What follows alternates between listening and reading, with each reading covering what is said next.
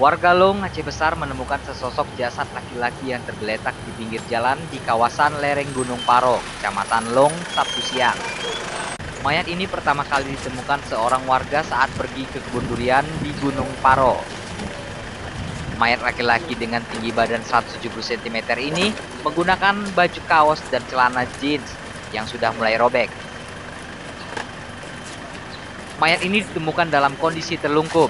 Pria tanpa identitas ini berkulit hitam, kurus, kepala bagian depan tampak botak, dan diperkirakan berumur 40 tahun. Salah seorang relawan PMI menyebutkan, mayat tersebut dievakuasi atas laporan dari warga. Setelah dibawa ke Puskesmas Long, pukul 11.30, jenazah langsung dibawa ke Rumah Sakit Umum Zainal Abidin Banda Aceh. Jenazah pria yang diduga mengalami gangguan jiwa ini diduga bukan warga sekitar, karena tidak ada warga yang mengenal dengan pria malang ini. Dari Aceh Besar, Hendrik Abi melaporkan untuk Aceh Video.